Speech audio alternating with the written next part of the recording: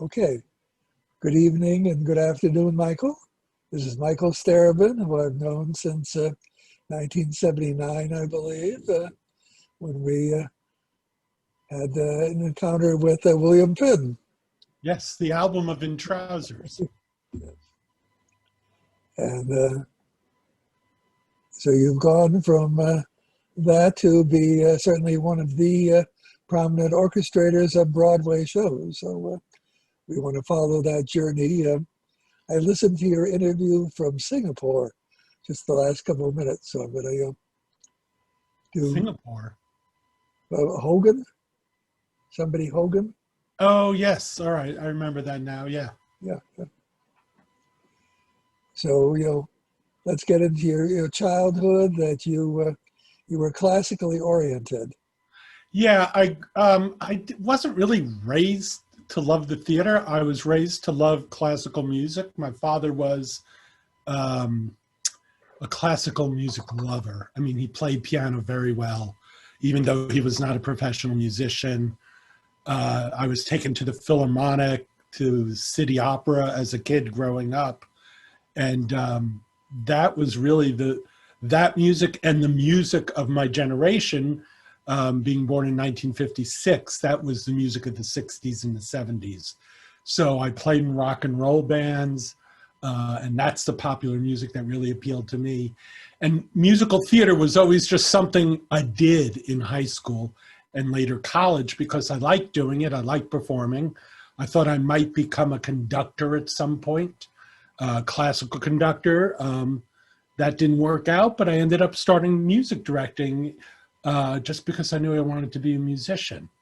And so I really didn't grow up on the works of Stephen Sondheim and getting that gig on Sunday in the Park. I sort of had to play a little bit of catch up on that. Yeah. This is in Vermont you grew up, or what? No, Long Island, in Jericho, and then later Great Neck, Long Island, two Jewish enclaves. My family's Jewish, not religious. We're secular. In fact, I have some famous communists in my branch of the family. Joe Starobin, who was the foreign editor for the Daily Worker. So we come from a very lefty tradition, what we call red diaper babies. And so that was my background on Long Island. You did encounter Bill Finn before you came to New York. Is that correct?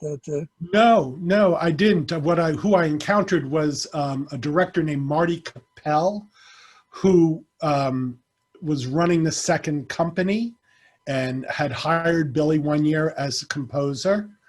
And the next year wanted to hire me, but I had just finished my last year at Bennington, where he saw some of my work, and that's why he offered me the job. But I just wasn't available to do it that summer. And then when I moved to New York after college, Billy asked Marty, who should I get to music direct and orchestrate my first show? And Marty said, I saw this really talented kid up at Bennington. Why don't you ask him? So Billy knocked on my door and offered me In Trousers. He offered me orchestrating and conducting the show for $50. I held out for $75 and got the gig. And tell us the ladies who were involved early on. You were all in Bill's apartment. Well, that first, my first hearing of In Trousers, I was there along with Ira Weitzman, who was kind of discovering Billy to bring to Playwrights Horizons and do In Trousers. And we both heard this amazing work with Billy sitting at the piano singing the role of Marvin. He still had a voice then, which he damaged later on. It was Mary Testa, Allison Frazier, and a girl named Kay Pesek, who did not stay in the theater. And the three of them sort of created their own vocal harmonies. And it was a set of songs that became In Trousers. I'd say at that time, maybe a third of them were about Marvin, and the rest of them were just varied songs, some which got converted to becoming about Marvin, and some which disappeared from the show, like the 9 minutes Nun opera. which was really wonderful piece of music, but had nothing to do with the And story of Marvin. early on, there was no trilogy in mind. No, no. Which, And in fact, there is no trilogy. Trousers is its own piece. And if you look at what it's about Marvin leaving his wife, and there is no children. In Trousers is really a first draft for what became March of the Falsettos when James got involved. They cover the same territory with very different music, different characters. But it's not really a trilogy, which is why no one's ever put the three of them together. In Trousers is very kind of intentionally formless, like a dream, with a lot of things that don't hook in directly the way it does in March of the Falsettos. And that's also part of the attraction of In Trousers, that it's this more vaguer, nebulous piece that has wonderful moments and songs in it, but makes for a less clear play. But how did it turn into a band of 7 or 8? Because this is a late night show. I tried to see everything, and I'd go to these shows, and generally late night shows were piano or piano, bass, and drums if you're lucky. Right. Suddenly I go, and were there 8? How many? There may have been more for that workshop. I don't know. Like I said, I didn't come from the theater. I didn't know anything about theater. I didn't know anything about. So did you say, why don't we just have the? Yeah, I didn't know. Oh, we're doing this. We're doing this for like 2 weekends. Why don't we have a band? And why don't I orchestrate for a band? I didn't know you don't do that upstairs workshop. I didn't know you don't do that with a band. No one had told me that. So I just assumed that no one at Playwrights Horizons was telling me not to. But didn't it take you time to do the orchestrations and all that? To do the orchestration. They just waited for you to be ready? Well, wait, Bruce. It's not just doing the orchestrations. I copied the show. I hired the musicians. I did the entire music department. No one told me that was more than one person's job. So I just did it and didn't get much sleep for a couple of weeks, and never wrote out a piano part for myself because I played it from memory or just sketches, vocal sketches, because I knew what I wanted to play. I did the same thing later on with Falsetto Land. I never wrote out the piano part since I played it first, until I had to pass it on to somebody else, and then I wrote it out. But then it moved. How long did it take for it to move to downstairs? I think it was a couple of months. I think we did it. People liked it, decided, oh, we need to do this. Billy played Marvin upstairs, and he ended up directing the production downstairs. Did they say he could do either? Did they say you could do either but not both? I don't know that conversation. I wasn't there for that, but I know he was directing it downstairs with a help of a choreographer, Mary Kite. And Chip Zion was cast as Marvin. I think there were a couple of months that went by where he wrote some new material and changed some things. Designers had to be hired. But yeah, a few months later, we went and did it in the main theater at Playwrights Horizons, ran probably a couple of months. And yet it was not initially loved by everybody. No, it was an odd piece. I mean, the whole idea of an off-Broadway musical was kind of new at that time. Broadway shows were still going out of town and were larger and trying out at theaters. And little shows in New York were cabaret. And what started to happen on 42nd Street between 9th and 10th, where Playwrights Horizons were a bunch of small theaters making new musical theater, saying, our aim is not Broadway. Our aim is to make this little thing here, this little show that's of interest, that runs. We pay people a lot less so we can do it off Broadway. And I think the 80s saw, the early 80s saw this creation of the off-Broadway musical, which was not a form and quickly became a form for a number of shows. And eventually Broadway realized, hey, why don't we take these littler shows and make musicals out of them?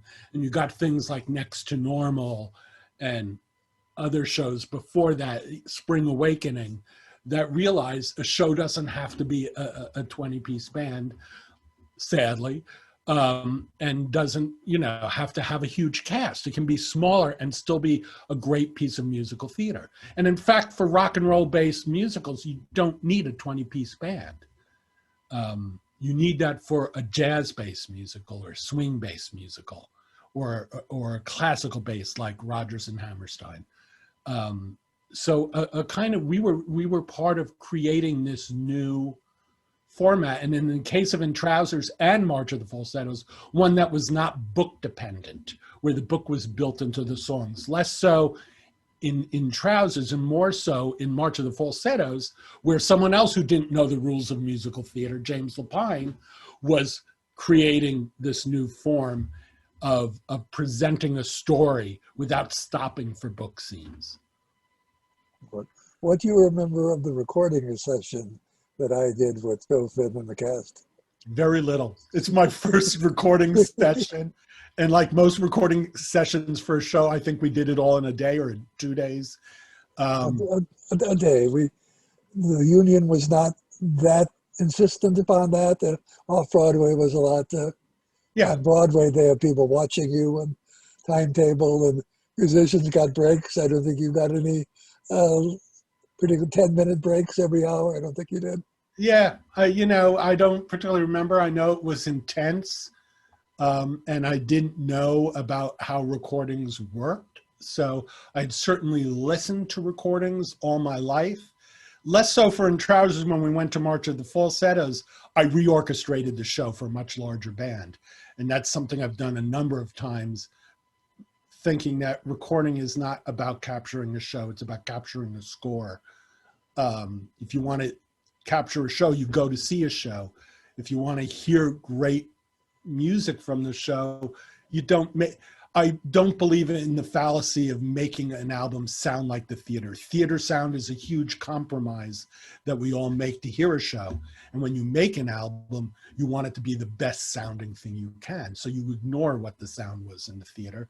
And in my case, I also ignore what the orchestration was. I may be only able to have 7 pieces in the theater, but if I can have 25 in a recording, all the better. We did not do that for In Trousers. I believe it was just the band as it is. And I think it's a really wonderful sounding album. For March of the Falsettos, how much larger was that band? I know from 2 strings, I went to 6 strings. I went from 3 woodwinds to trumpet and maybe 4 woodwinds. I doubled a bass line on electric bass that I had played on keyboard while conducting. There was a lot of overdubbing. I dubbed a tuba part for the title song of March of the Falsettos. So, and the writing for the strings was very different because I had a section instead of a single violin and viola. And was it not that production that Frank Rich discovered William Finn and yes, said that this is the new voice? Yes, he did. I remember we were upstairs at Playwrights Horizons in the small, 50-seat room, doing it as sort of a workshop production. I did it with 7-8 pieces for that workshop production.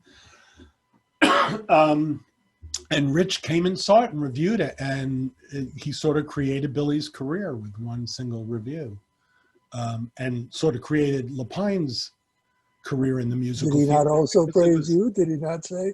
Oh, yeah, he probably did, but it was his praise of James that made Stephen Sondheim sit up and notice James. Actually, Stephen noticed James's piece 12 Dreams more than anything else. And that brought him to Stephen Sondheim. Did he go to see March of the Falsettos? I have no idea. I don't know. You'd have to ask him. I had some interesting experiences with you after that. I had a musical, I bet you don't even remember, working on this thing called Duel. about Yes, Byron and slightly Shelley. remember it. Slightly remember it. Yes. And I said, because the original orchestration was for four, I believe. Right. And I said, wouldn't it be great if we had one more? And I went to you and I said, what about adding uh, an oboe? Mhm. And you said, no, if you're going to add one more instrument, they're a lot more effective. You don't want to hear that much oboe throughout the piece. Right. So you added a flute. Oh, So if I okay. hear the flute, I said, that's Michael, and the flute came in. I And I, dimly remember adding a trumpet to it, didn't I? no, I think the trumpet was there. That was All right. Jeff Olmsted. You remember Jeff Olmsted? Not really, He no. was the musical director and orchestrator of the Okay. part of it. And then I had been approached by Burton Lane and Alan J. Lerner to do a recording of a musical they did called Carmelina. Yeah. And I said,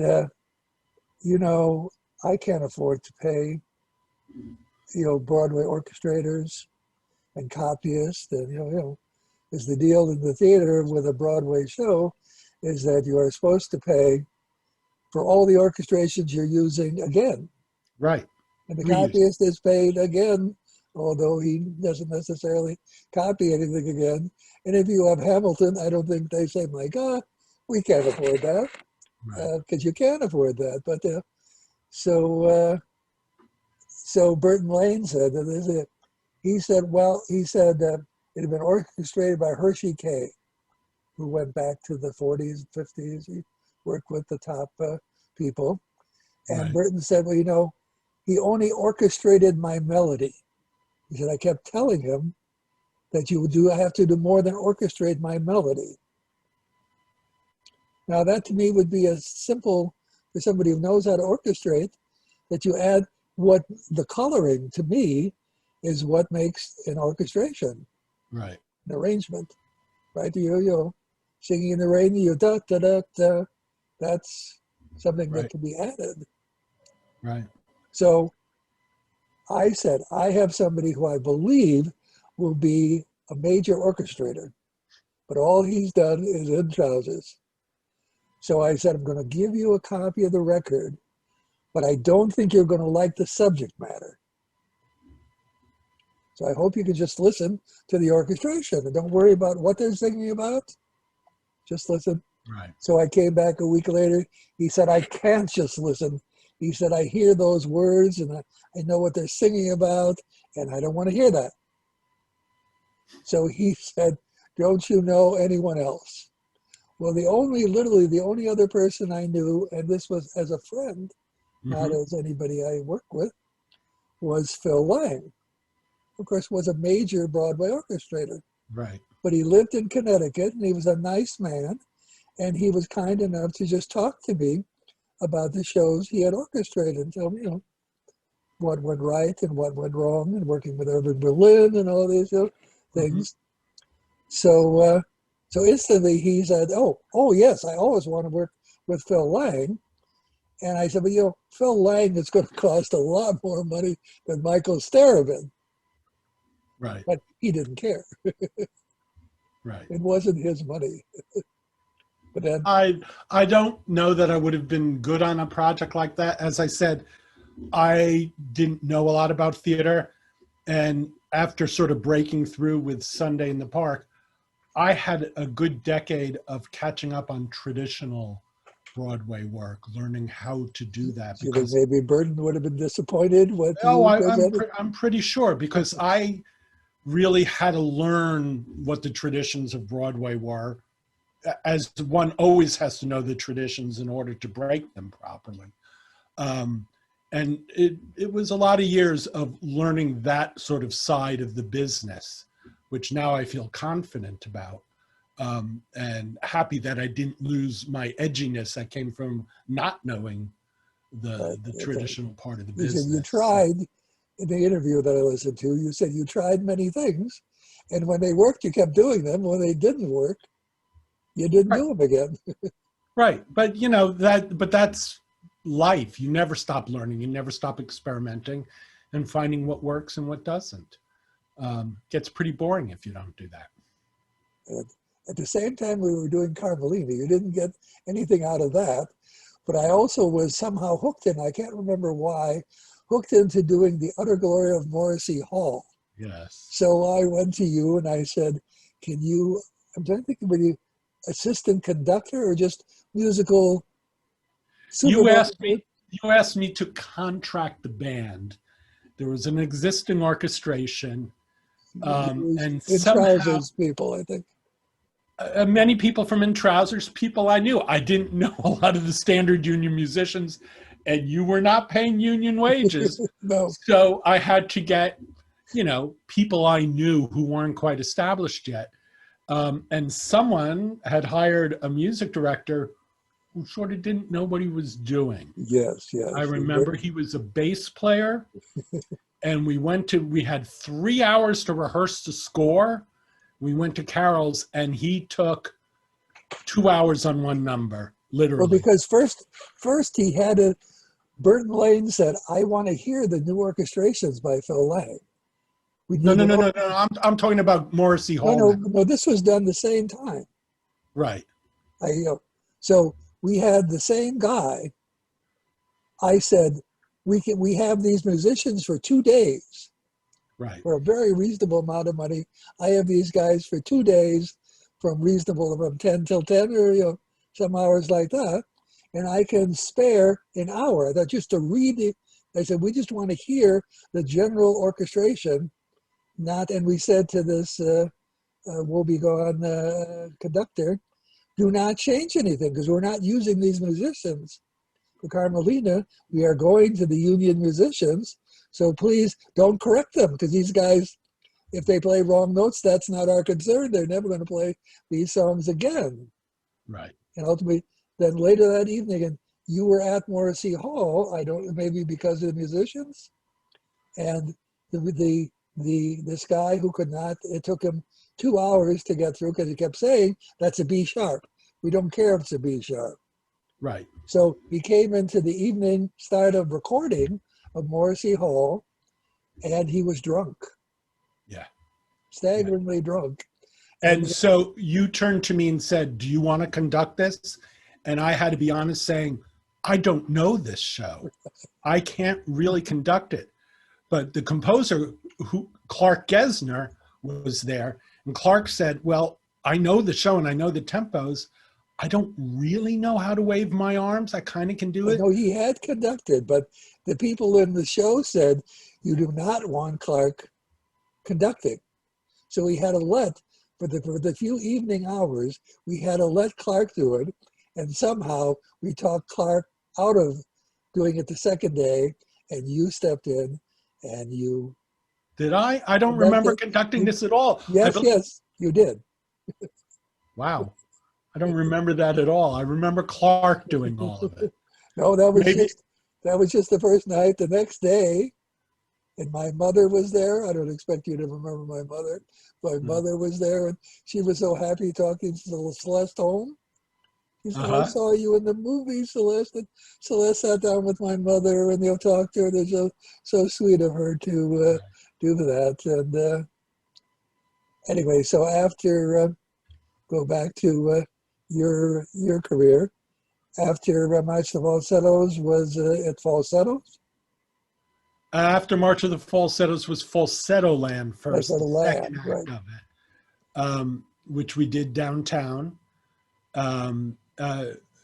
Actually, we started at Playwrights and then moved downtown to the Lucille Lortel. And then it was actually Graziella Danielle for a production up in Hartford Stage who tried putting the 2 acts together, March of the Falsettos and Falsetto Land, in a wonderful production. Evan Pappas played Marvin. Roger Bart played Whizzer. I'm trying to remember who else was in it. It was a beautiful production, and at the end of which they dropped a huge AIDS quilt down. It was one of the most moving things. And then Billy decided he wanted to bring it to New York, but He wanted Lapine to do it for New York.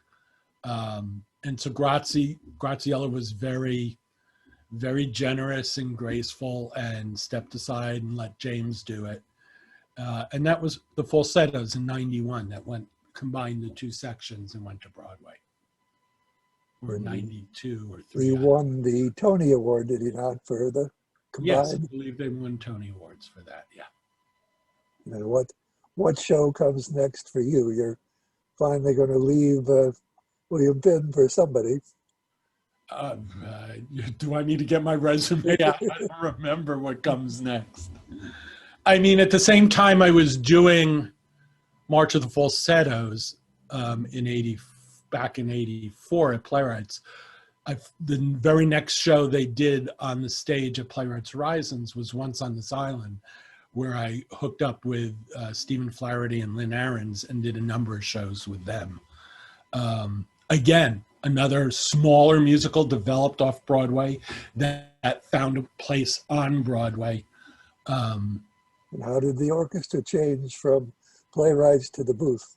It didn't change at all. It was the same 4 pieces: 2 keyboards, bass, 5 pieces: 2 keyboards, bass, percussion, and a woodwind player playing flute and sax and clarinet. And to tell us about the recent revival, where a little different approach was. Well, the first thing they told me is I had one less musician. You know, like they couldn't afford 5; they had to have 4. So I lost the reed player, and then I lost one. Originally, they talked about a cappella. Yes. The whole concept was originally Anne-Marie Malazzo's, and she wanted to do it as an a cappella show and said, maybe you can help me. Maybe we'll just put a bass guitar to give some bottom to it. Lynn and Stephen didn't like her drafts of doing it as an a cappella show. So there was going to be a band, but it really, I gave her co-orchestration credit because her vocal arrangements are really the essential part of the orchestration for that production. I did basically a rhythm section, keyboard, guitar, bass, and percussion. Fabulous percussionist, Javi Diaz, who contributed so much to the sound of that revival. And then we also used trash instruments because the whole concept of this production from Michael Arden was this is his community after this horrific hurricane, the kind of thing that hits Haiti all the time, is trying to recover. And part of the recovery is telling the story to this little girl. And so I had them basically picking up pieces of trash that were on the ground and playing them. I worked with a friend who makes trash instruments, John Bertels, and that was sort of the concept of the production. It came out really nice. They covered the floor of Circle in the Square with sand. That was quite something to see. And they created a little lake at one end. It was the most brilliant physical production I've ever seen. Is that a production that would likely be done by people around the country, or they not? There was going to be a tour. There was a tour. I don't know if they did the sand, but I know there was talk about a tour. I can't remember if it went. I think it did go out.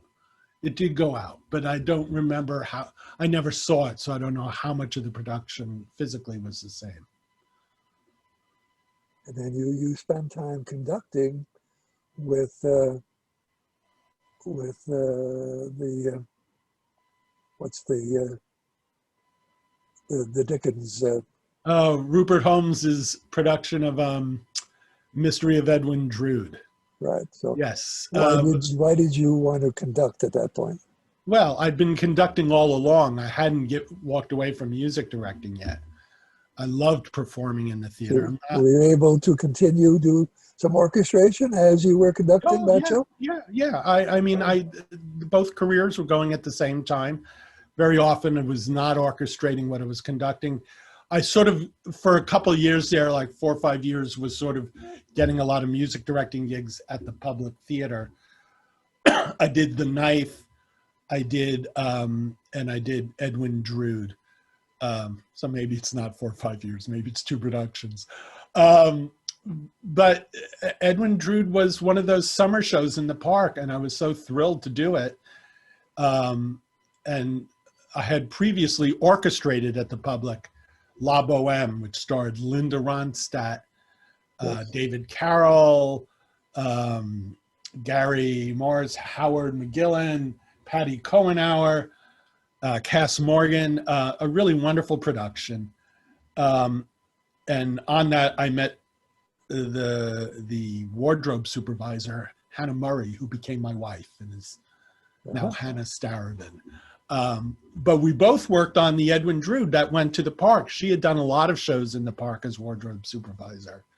And it was the only time we actually got to work on a show together beside La Boheme. And it was a lot of fun in the park. We had great, I was dressed up as an admiral, and my musicians were all dressed up as sailors. And then as an added treat, the production moved to Broadway, where it ran for like a year and a half and won a Tony Award, I think, for Best Musical. I didn't orchestrate that show. I did orchestrate a couple numbers from it for Rupert. What is it like to be in the park when rain is likely or when rain starts? Well, the show stops. It depends how heavy. If they're not calling the show because they think it's a shower. Is the stage manager the weather guy? Well, that's who makes the decision. They look and they see if this is a drizzle, they'll stop the performance and wait. And if it looks like it's going to let up, then they restart the show and we're going to stay there and go later that night. That happened a couple of times. A couple of times it rained so heavily that it got called off right away. And once when it got called and was being held, we would play music, we would improvise, we would do anything that was fun. And a lot of the audience would leave, but a lot of them would stay because of the spirit of having fun on a summer night in New York in the middle of Central Park. It was an exciting place to do. You had to deal with insects. When we went to Broadway, some of the musicians who hadn't played the park look at the music and say, what are these splotches here? They were dead mosquitoes that had gotten smashed on the music. And then when they Xeroxed the music, they hadn't cleaned them off. And Howard McGillen used to complain that in the Act 1 finale, when he was singing passionately with Patty Cohenauer, he would go to take a deep breath and a mosquito would go in. He had the choice of either swallowing or coughing and stopping the performance. So he just swallowed and kept going.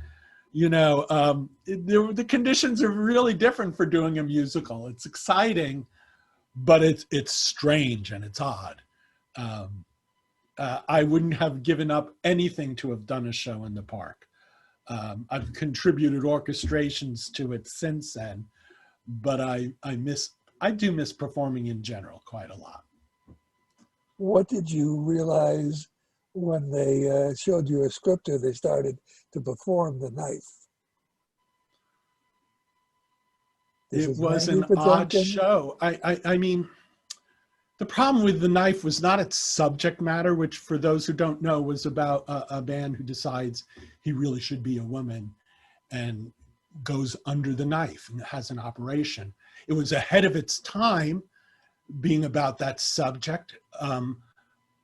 But the problem with The Knife was not its subject matter. The problem was David Hare ignored all the conventions of musical theater and used lyrics that were kind of mundane and almost operatic. And so the problems with The Knife were not the subject matter. They were the structure and how the musical was created and how the story was told. The subject matter was difficult for sure at that time, but it was wonderful to work on. And because it was David Hare, the best actors, musical theater actors in New York wanted to do it. Graziella Daniele, who was already established as a director, decided she would just choreograph for him to get to work with David. And when we would talk about things like, you have them singing about going to shop it's not a song. It's like an opera. Why don't, he said, I'm not doing it the traditional way. You can ignore the traditional way, but if you don't understand the traditional way, you're just going to make the mistakes. And you know, I so wish David had written a book to go with this and not have everything sung. Some of the songwriting was wonderful. Having somebody else write lyrics.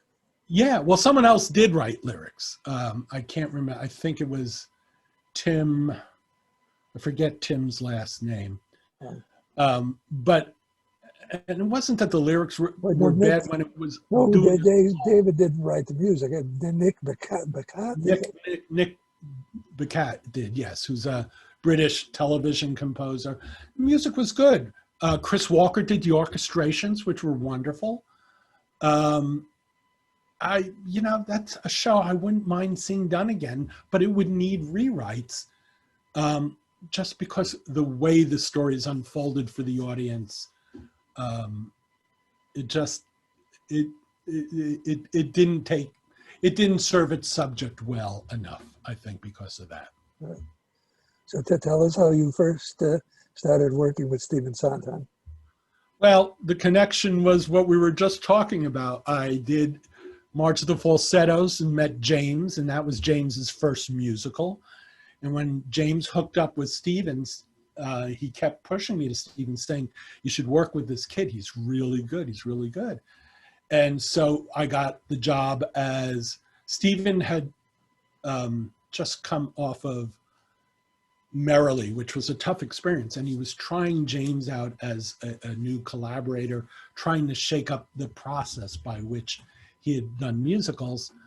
James pushed me and Stephen said, all right, let him play rehearsal piano for our workshop. And so at the workshop, I was second rehearsal pianist after Paul Ford. And when we performed the workshop, Paul played piano, I played synthesizer, which was a new instrument, which ended up being really useful for the score of Sunday, because the whole idea is it's not French music exactly. It's French music in the mind of Georges Seurat. So taking it that step away from being historic, the synthesizer was a great tool for that. So we did that workshop, which came out nice. And then Jonathan was busy, I believe, for doing the actual production. He had other commitments, and James said, try Michael, try Michael. So I auditioned by orchestrating a couple numbers and bringing some of the same friends who played for you on Morrissey Hall into a little studio and recording a couple numbers, and Stephen went, fine. Do you recall things Stephen particularly liked? He liked my creativity. He thought, what didn't he? He said, I like your creativity. You don't need to help my work. But I like your use of color, and and I found a way to be creative without stepping over the line. But in general, I'm an orchestrator who takes a little more creative freedom than most other orchestrators, which is why some composers are uncomfortable with me. Others are comfortable. I try to, this freedoms that I take are in order to serve their goal of dramatizing the story and presenting character. And I just think what I do is to continue that process of telling story and presenting character, but within orchestral means, not just within a piano. You recall recording the album of Sunday in the Park? Yeah, I was very unhappy because I had written this chamber orchestration, a piece of chamber music. And at that recording, they thought, oh, all the Sondheim shows, we double the strings, we make everything sound big. We take Jonathan's work and make it even more symphonic.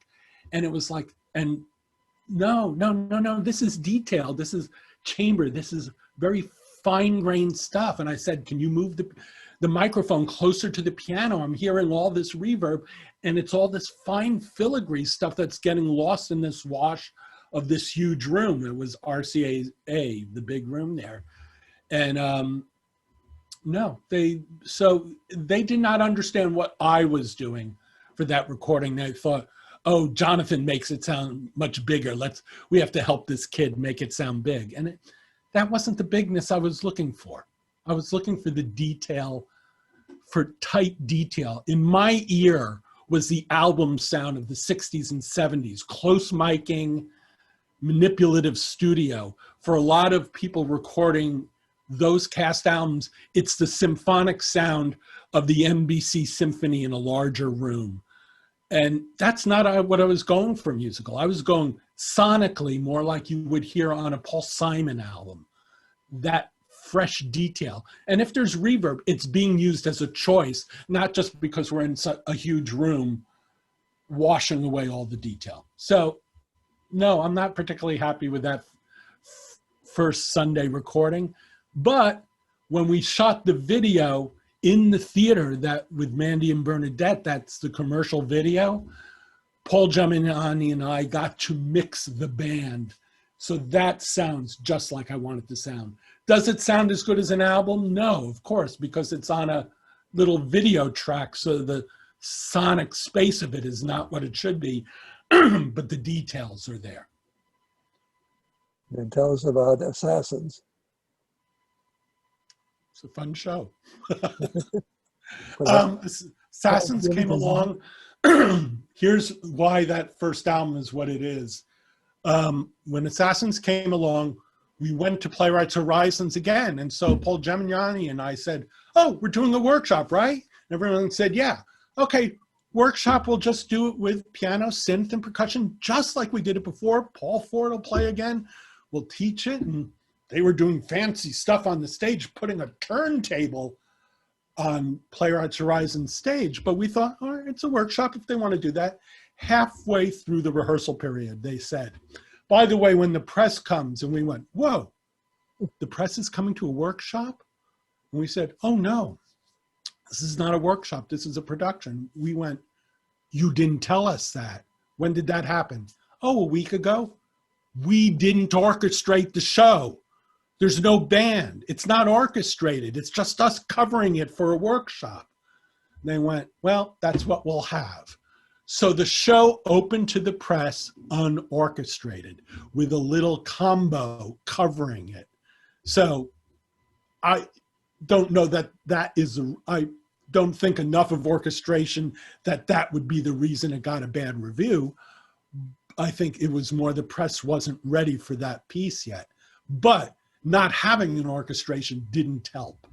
And so the show flopped and wasn't going to Broadway, but it's Stephen Sondheim. And so RCA, which may have been BMG at that point, said, we want to record the show anyway. And we said, there's no orchestration. What do you want to do? Does Tom Shepard probably?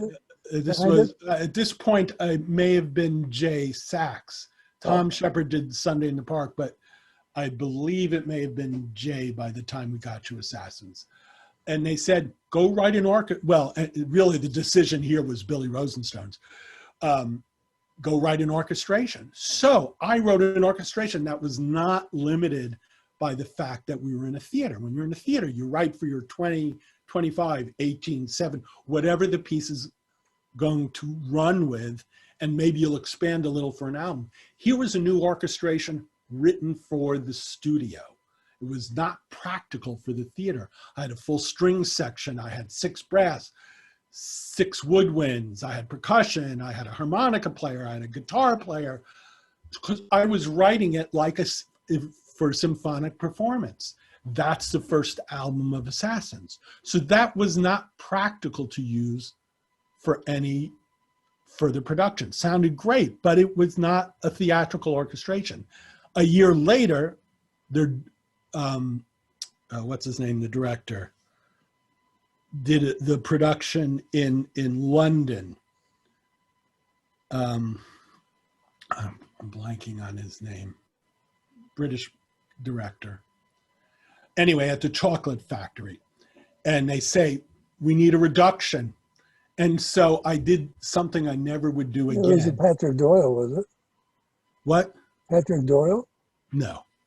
This would have been in 4 something. But he did that sort of thing. It's the one who did the movie American. God, he was like the big director of musicals in the 90s. British director of musicals. Anyway, they're doing it at the Chocolate Factory, and I did something I would never do again. I reduced it to 8 pieces. I don't believe in reducing orchestrations.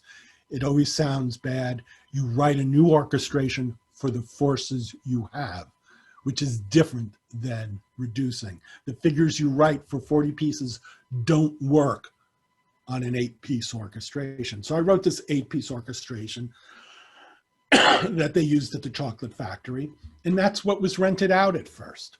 And then finally, there was a Broadway production. First, there was going to be one in 2001, but then 9/11 occurred, so they canceled it then. Finally, about 2004 or 5, they did it on Broadway.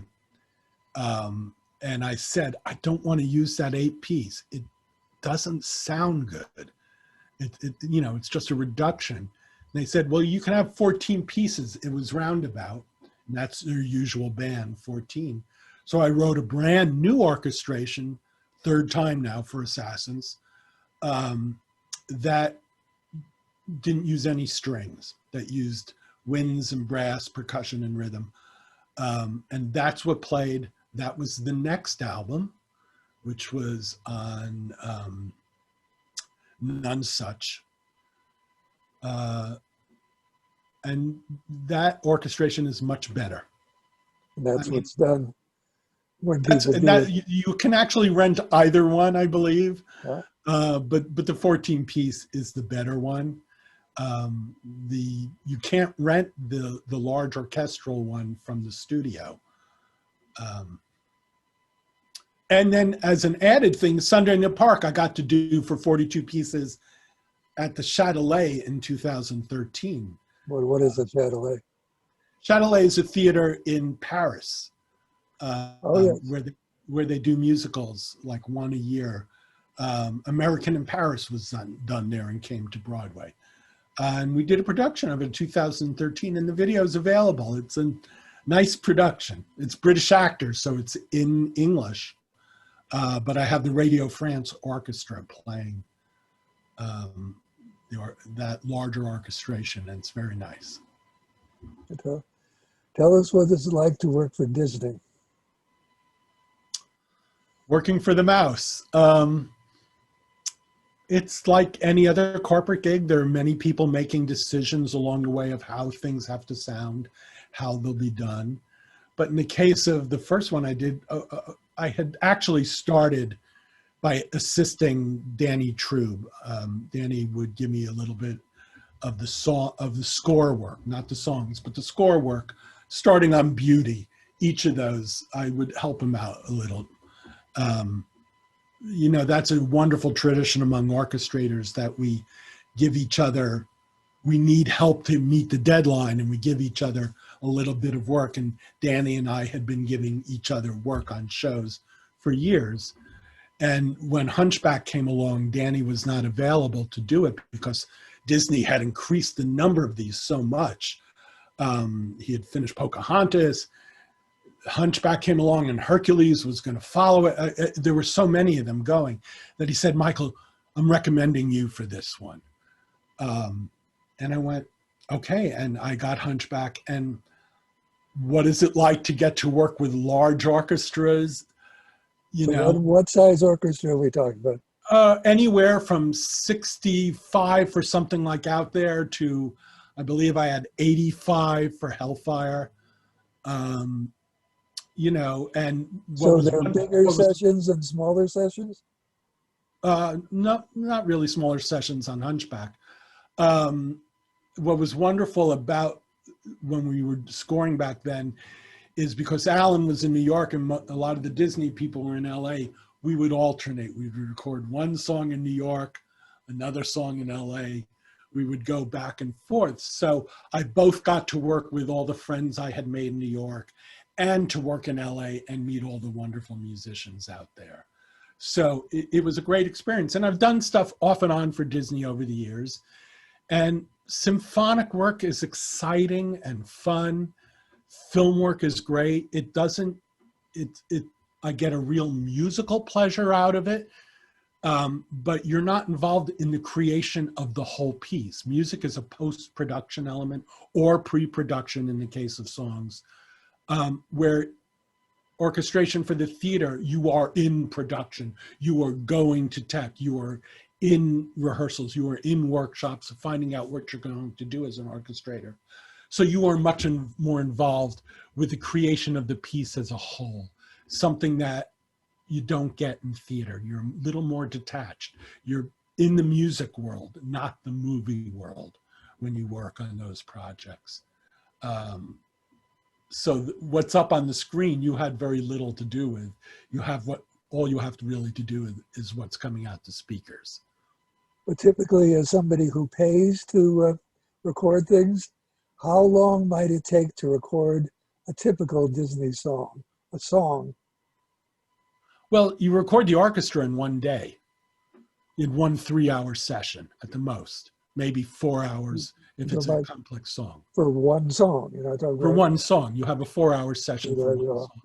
And then the vocalist will be there and sing a scratch vocal along with it to make sure so that the conductor can make sure the tempos are where they should be.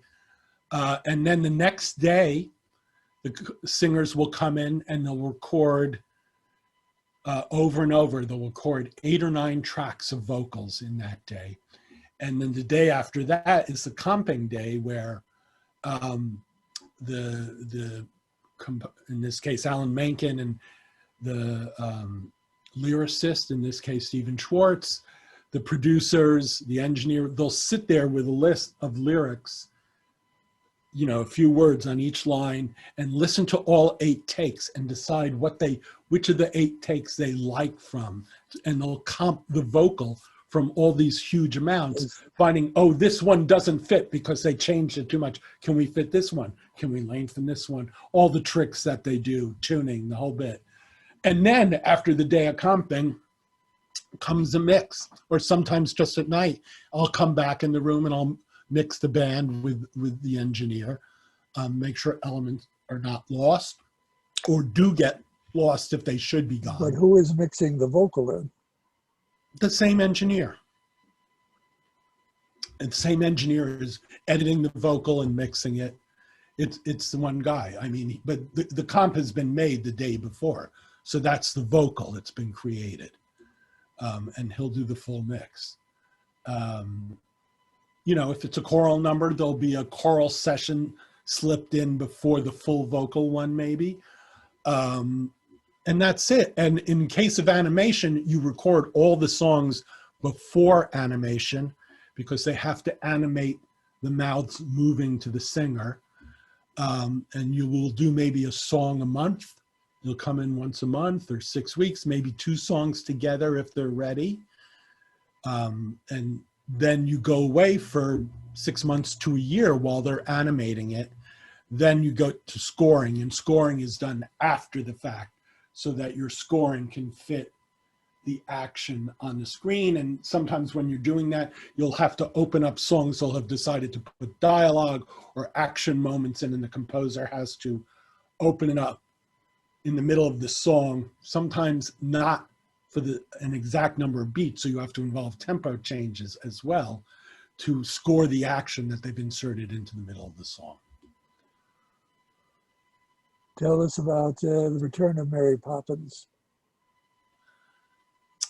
My more recent Disney work has been just as a hired gun to come in and do a song or two. Return of Mary Poppins, I did the Umbrella song. I'm blanking on the title. Nowhere to Go But Up. And I also did part of a chase sequence that a number of us orchestrated. And for that, Who was the principal orchestrator? Well, that's hard to say. I mean, when it's a musical film, I think a number of us are doing it nowadays. They don't just go with one person. Mark Shaman's general orchestrator for film work is Jeff Atjemian, wonderful orchestrator. But when it's a musical film, they'll bring a bunch of us. Doug Besterman did some of the songs. Jeff did some of the songs. I believe Danny True might have done one. And I did that one song. And what they'll do is nowadays they will demo your orchestration. So I'll write a full orchestration. They'll hand it to another person who has incredible sample libraries, and they'll demo the full orchestration. They'll give you notes. You'll change things. Then they'll go to record it in London. You won't be there in London. You'll be listening on a high quality connection, giving notes and making changes as you're listening to it from the spot where I'm standing right now. And then they'll mix it, and you're, as a hired gun, you have nothing to do with the mix. Doug Besterman was over there overseeing a lot of it. So he was overseeing a lot of the mixes on that. Is some of it determined by how busy a particular person is?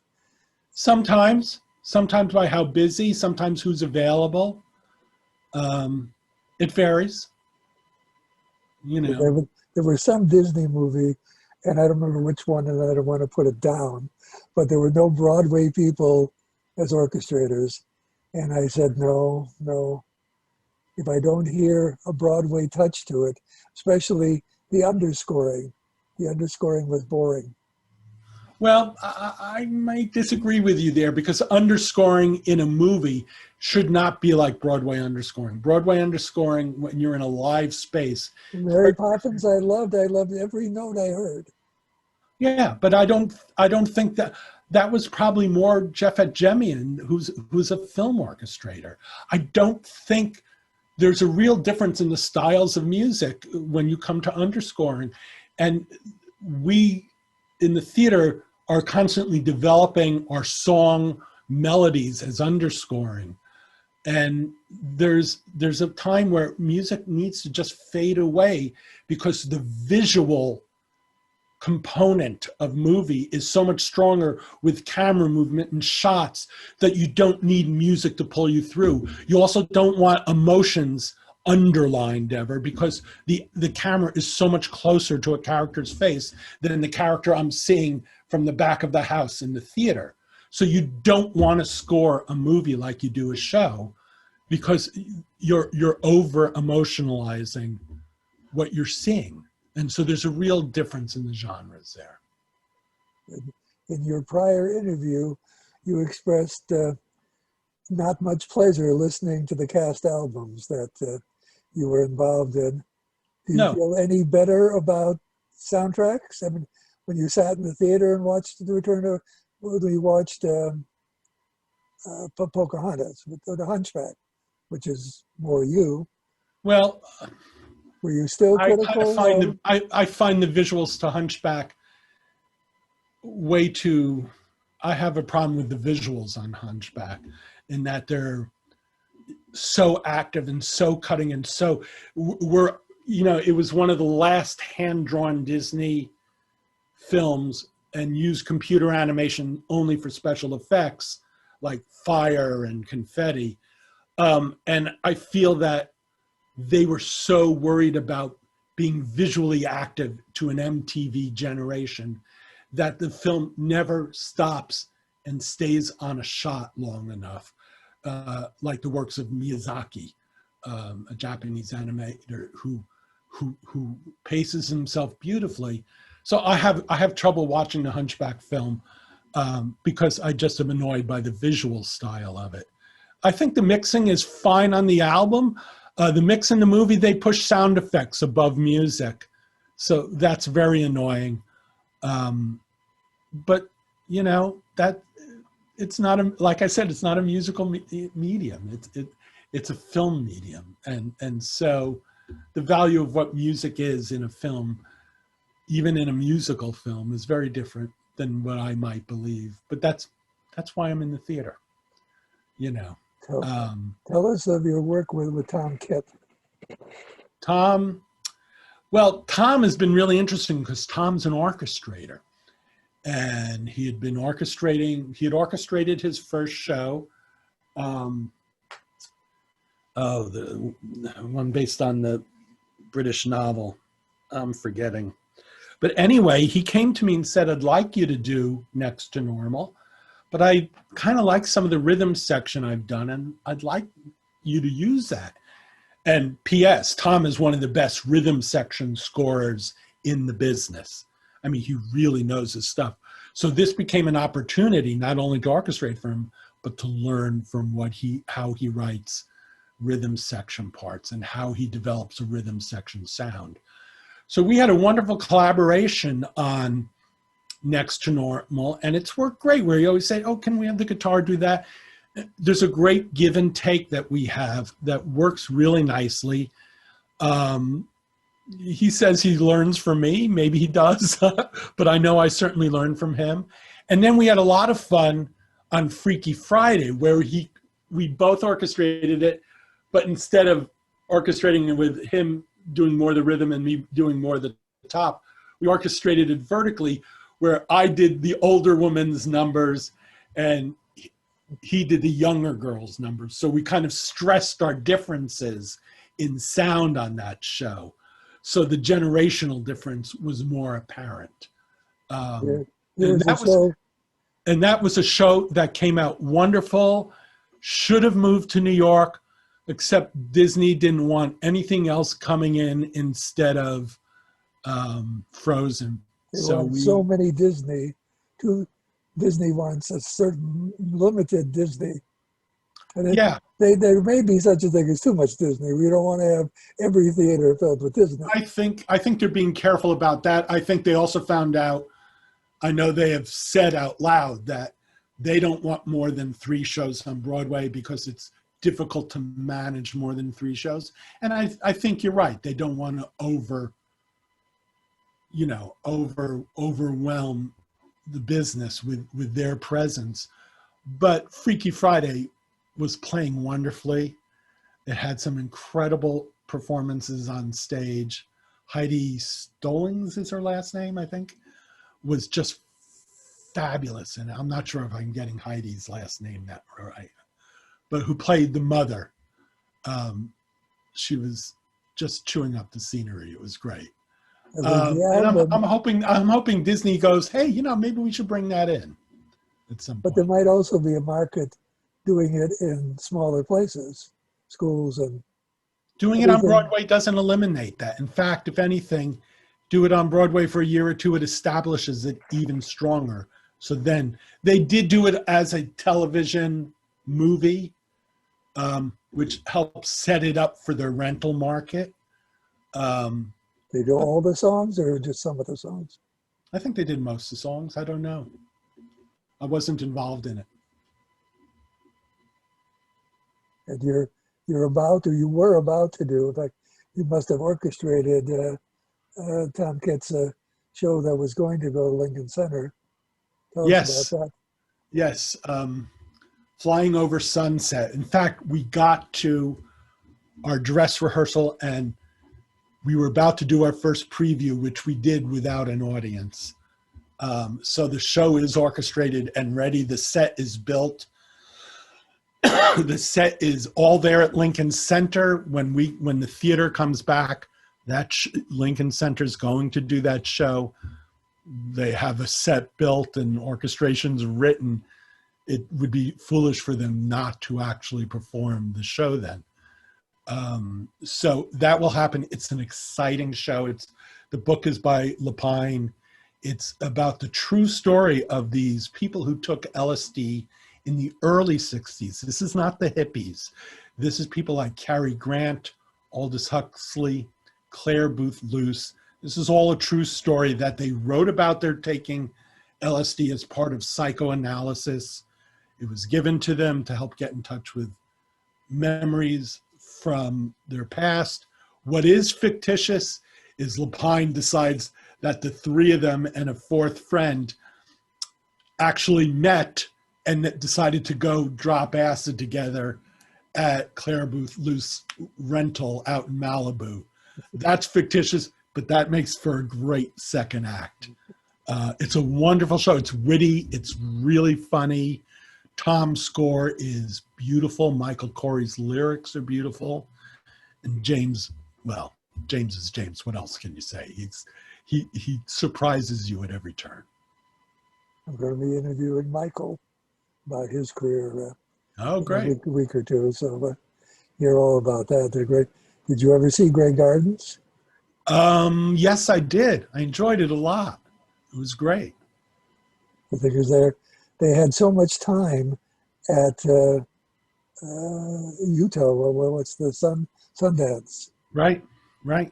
Well, If every show could have 5 years to work on, I think we'd have a lot more successful musicals than yeah, typically.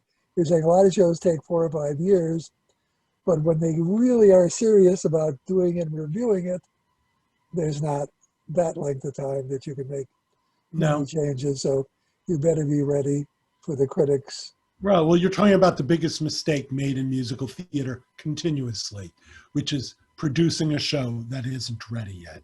Saying, oh, we'll fix it in those final rehearsals. Every show that's done that flops because you don't go until you're ready.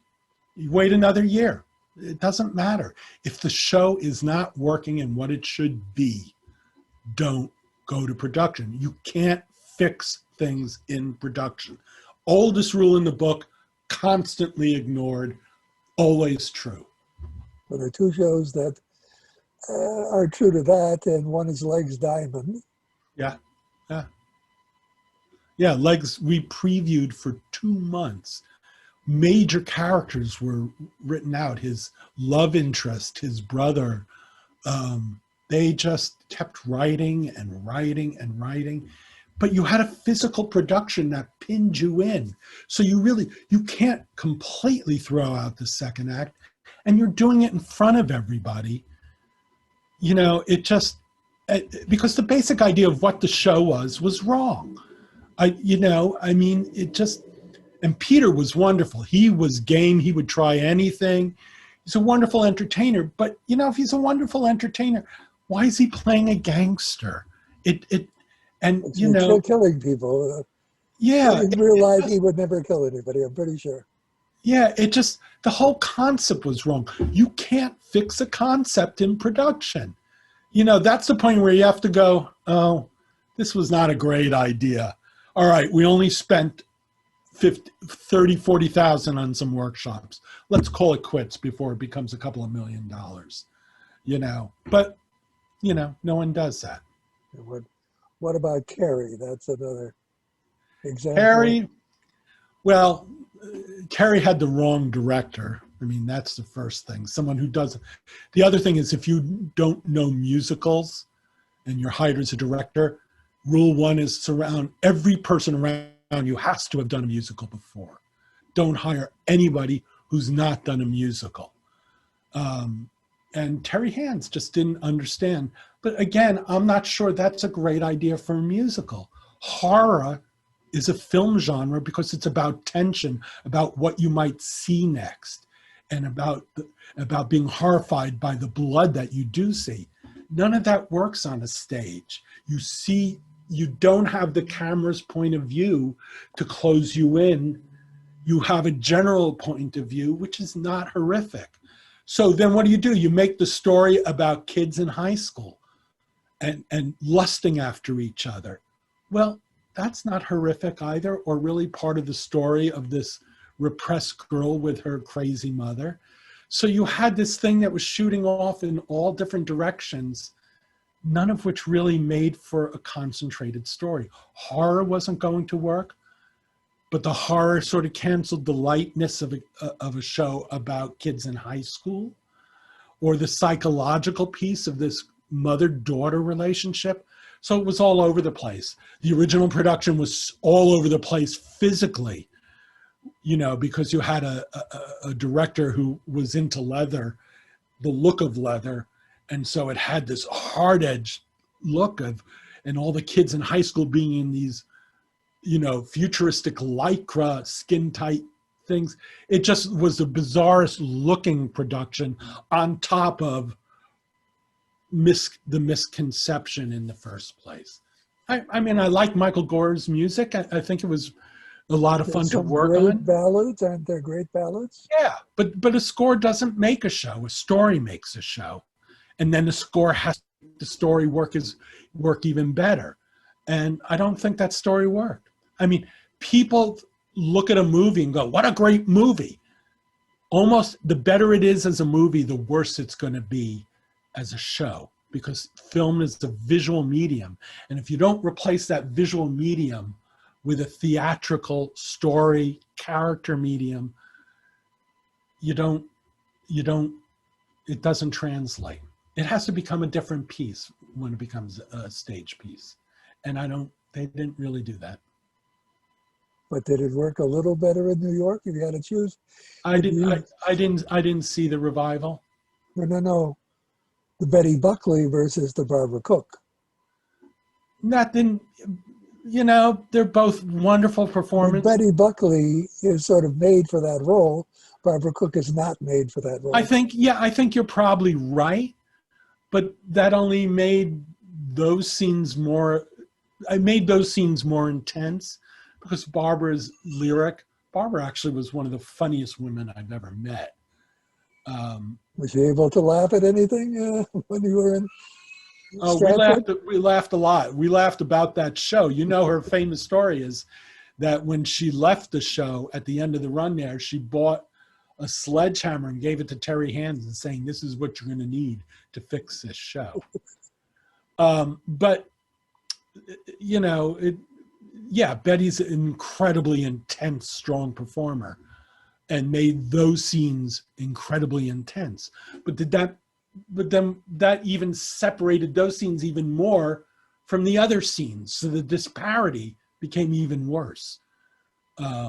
So that didn't really matter that much for how the whole thing came out.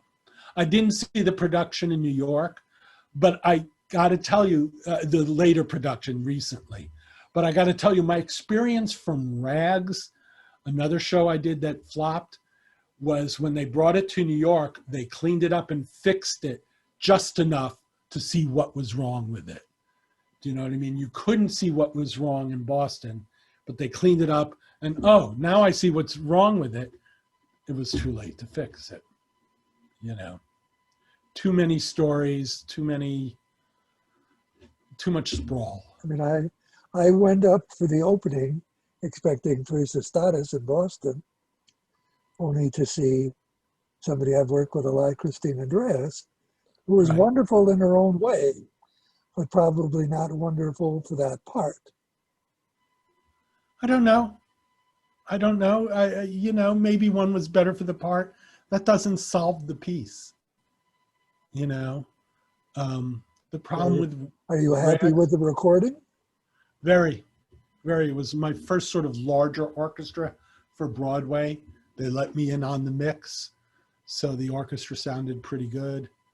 It was kind of my idea to filter the beginning of that song that Lonnie plays on the phonograph to make it sound scratchy and then open up into full fidelity.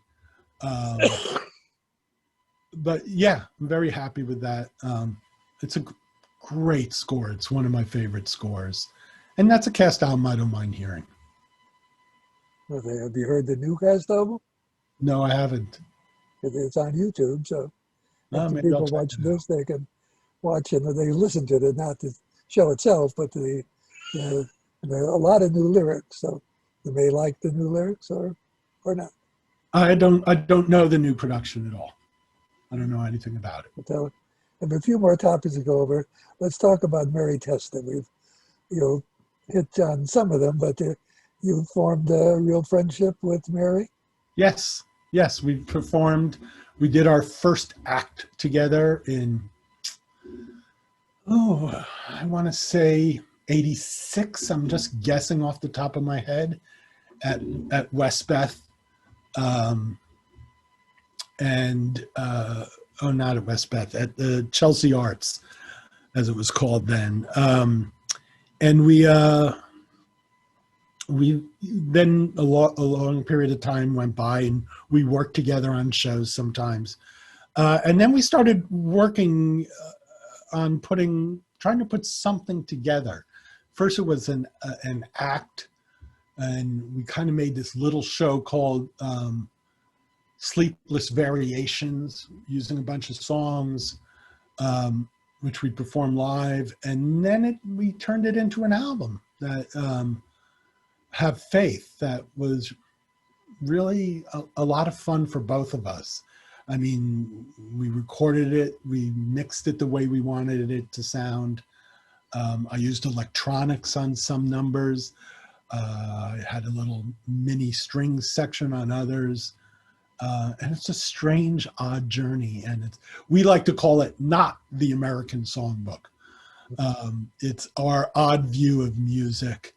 But are some of the pieces your music? There's one, I wrote a Shakespeare sonnet setting that we do. And then there's this wonderful mashup Mary put together of a song by a Swedish singer. Oh, I am losing my memory. Jenny Lind? No. If I'm right. A little more recent than that. Bjork. Bjork, yes. I A do know Bjork. song that mixes Bjork and Rodgers and Hammerstein. That came out really nicely. So it was a lot of great material. We want to get back to it, but you know, it took us years to winnow down the material we found and to put something together. And how much time was putting into Queen of the Mist? Queen of the Mist. I don't know how much time Michael put in to write it, but I orchestrated it in a month or two. That really is a tour de force. Wouldn't you think that Mary would like to have everybody see that show? It's a beautiful piece. I wish more people had gotten to see it. Mary's performance was just stunning in it. Yes. And it's Michael John is such an amazing writer. I think it's almost dangerous that he's so prolific that people are taking him for granted. Though I later did his First Daughter suite, which also blew me away. It's Mary and Mary playing Barbara and Bush. Allison is reunited from Allison and Fraser not together. They're in separate pieces. Michael John marches to his own drummer, writes his own kind of musical theater that's very different, but is so creative, so wonderful. It's always a joy to work on one of his shows.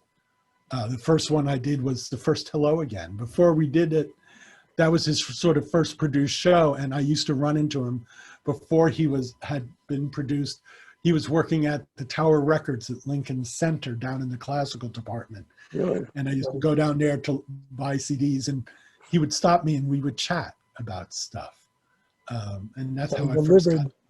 I would personally deliver my LPs and then CDs to the basement. That's where the check-in, inventory, storage was, and I'd make them sign for it, and I'd be paid. So, but I didn't go to the classical department.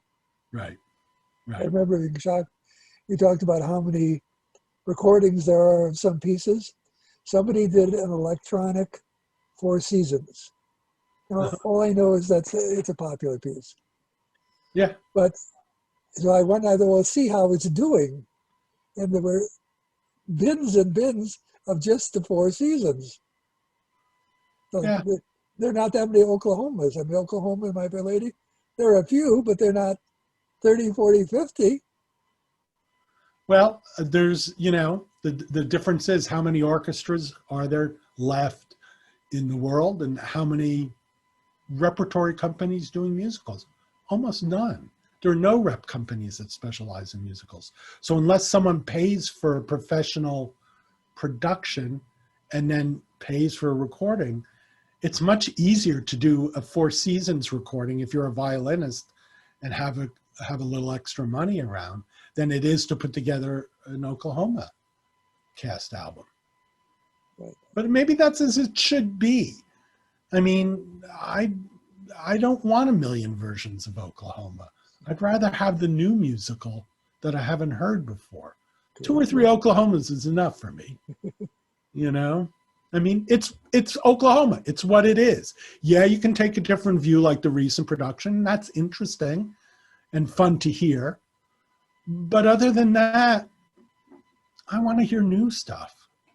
I want what's not, my ears haven't heard before. Much more interesting. Two other shows, and then we'll see if you have any parting words of wisdom. One was Annie 2. Uh-huh. Annie 2 was a flop. I don't know. It was a sequel. Musicals don't need sequels. They thought that Miss Hannigan was what drove people to like Annie. And obviously it was not. It's the orphans, and they cut it down to, what, 3-4 orphans? And the little kid said, I want to see more orphans. I want to see more orphans. Yeah, it was, it's a show that parents bring your kids to, little girls, and they like it. And I mean, it's a cute show. I later worked on the Annie revival that Lapine directed, and had a lot of fun with that score. Especially my dance arranger who I worked with on that score was Alex Lackamore, pre-Hamilton. But Annie 2 was, just not a good idea. I mean, they tried fixing it with Miss Hannigan's Revenge. Well, Annie 2 was officially, they changed it into Annie Warbucks. Annie Warbucks, what, right.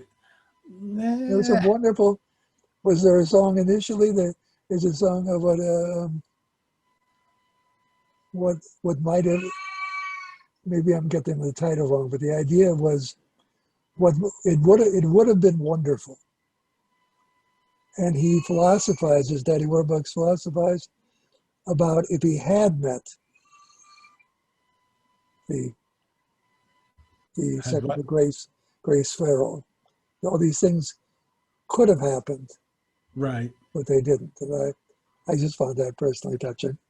And the last show I think that we haven't touched on is the Flaherty and Aaron's My Favorite Year. Oh yeah, that's a lovely score. It's a lovely show. Again, case of first-time director who hadn't done a musical before. And you keep making that rule. You wonder, how does anyone new get to become a director of a musical? Well, you do it off of Broadway before you get to Broadway. But lovely score by Lynn and Stephen. Evan's performance is just wonderful in it. It was a great show. And there's talk of it coming back somehow. I hope so. I don't know if they'll ask me to work on it. I would love to. I certainly enjoyed doing it. I love the movie. And I think that's one that translated well from movie, because the movie's not about action. The movie is written like a play. It's about characters interacting in spaces. So it's not, the story of that movie is not about the visual story as it is in maybe something like Carrie. My Favorite Year just unfolds beautifully on stage. And I hope it comes back. What are you currently doing to buy time before people are allowed back in theaters? Right now I'm doing a little work, Mel Marvin's Grinch, which does a tour every year, has played New York a couple of different Christmases, How the Grinch Stole Christmas. They're doing a television production of it in England, which may appear through NBC in this country. They're going to be recording the tracks in about a week and then filming it. I believe Matthew Morrison is playing the Grinch. I don't think any of that's hidden news. I think that's all announced. It's new to me, but I don't know. I pride myself in knowing a lot, but I don't know everything. So, all right. Well, the Grinch is a fun score. You should check it out. It's Mel Marvin. I'm not particularly happy with that recording either, because it was recorded in the Manhattan Center, too swamped in reverb as well. But we don't want to go into that. So we can look forward to Flying Over Sunset and a few other shows. And good luck in the future. And I thank you for giving us a wonderful afternoon of Broadway and orchestrating. Thanks, Bruce. You take care of yourself. Okay, bye. Bye-bye. Bye-bye.